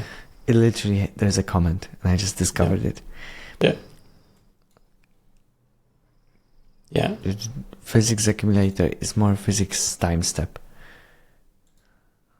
Okay, so this is like tick. Like, this is what happens. Yeah, when this is there's the tick, yeah. Like, we map the new world state to the next world state. I think, like, it shouldn't be the opposite. I feel like we always write to the next world state, and then at some point we're like... We flip it back. I think the idea is that you're going to write to the next one. So you initialize the next with the current, update it, and then flip it. And then you have the previous to do your interpolation.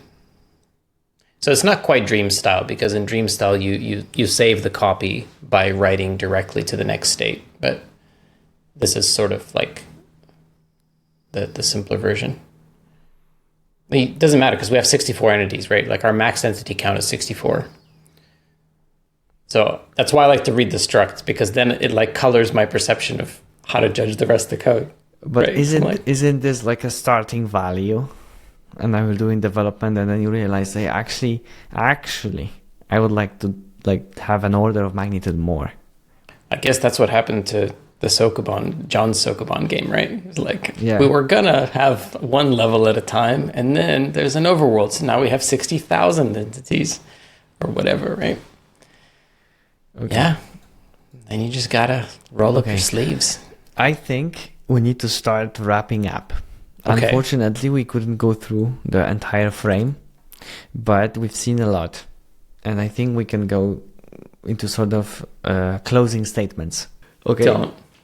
Anton, from what you've seen on this code, what would you say? Like, are there any large-scale adaptations that you would do? Changes, like big changes. I think generally... I would start by kind of doing like a Casey style compaction of common functionality that has shown up. So that's like a pretty mechanical task, like factor out some functions, and that will make it a bit easier to read through, and you might find some bugs along the way. I don't know if there are any, but that's a good... You're saying this about like quaternion lerp situation, or all the math bits can be... You suspect the game logic as well? No, I think game logic is really hard to compact, honestly. But if you can pull it off, like, I guess it depends on what the next problem is, right? So, like, if the question was, hey, does this work? I'm like, I don't know. It's like, you'd have to read it and figure it out. So there's no real sense in code reviewing it like that, because you can't just look at the code and figure out if it's going to run or not. So you have to kind of pick a goal, right? So if the goal was to add more logic or add more items, I would probably do some rationalization of how the current items work. Maybe use like more like a trait-based approach as opposed to the enums. I would probably do the thing you said, which is try to use, if you can, try to use less enums that have like magical negative values and things like that, and try to make it so that you avoid those negative or avoid the invalid cases. So you definitely could use a little bit of that kind of massaging if you want to add more things, because it, at least for my brain, it's at a sort of critical capacity where I feel like every time I'd add something, I'd probably add a bug somewhere. That's sort of what I'm feeling. So that would also be true for all the copying. Like, there's a lot of inline mem copies, which again is fine, like you're going, but as the code base grows, it's better to factor that stuff out, I think.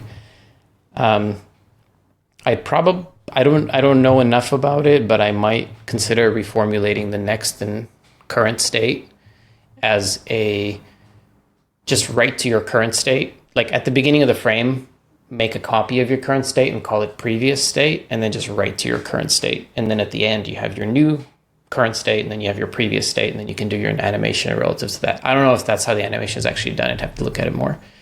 But I think framing it as like next. Well, I don't know. It depends. Maybe that's for the undo buffer being applied. So it's like a command pattern kind of thing where it like applies it and then you get the next state and then maybe undo.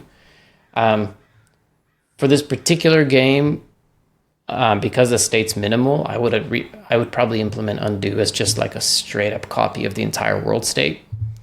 And that might let you simplify your undo code. So if your undo code's giving you trouble, I would just make a straight up buffer of like 64 really? Like world copy states. Everything. Yeah, why not? 64 entities, man. 64 entities. You're hung up on this. Like, but what about the buffer for level? Like, it's bigger. It's fine. YOLO. Count your memory and be like, can I allocate 500 megs? Probably, right? Like, nobody has less than a gigabyte of RAM. Like, you'd have to be hard pressed if you're running on you're on Windows anyway, so it's not like you're running on Raspberry Pi Linux or something. Right? So like just revel in the address space of 64 bits and just allocate a bunch of space. Now, if you want infinite undo, then, I'm not sort of knocking it as a technical decision, but depends on what you want to do. If you want to learn about undo, then great. If you just want undo, copying your entire game state is a perfectly valid thing, especially when your game state's already a nice, clean struct of just stuff. So that's a thing you can do to reduce some of the complexity. But yeah, if the math, I'd clean up the math stuff, but that's not really game important. If the game's running, then it's running. But if you start having math problems, I guess it's with all these things, like if you start having math problems, probably rather than fixing the math problems, it's better to just take a step back and fix some of the math cleanliness on the whole and see if you can abstract away things like nlerp and that kind of stuff. And that is a prerequisite to fixing math bugs, because you want to do a little bit of house cleaning and then the bugs will become apparent. Likewise with the state, if there's like state bugs, do some house cleaning on the state first, and that might illuminate the bugs. And then as a byproduct, you get cleaner code, like in the KC compression version. That's sort of what I do, but it runs, it ships. That's great. I love it. All right. Awesome. Thank you, Anton, for joining me for the review. Thank you, Spike, for submitting the code. Thanks everybody who joined in and tuned in to stay with us and look at the code. Thank you, everybody. Thank you all.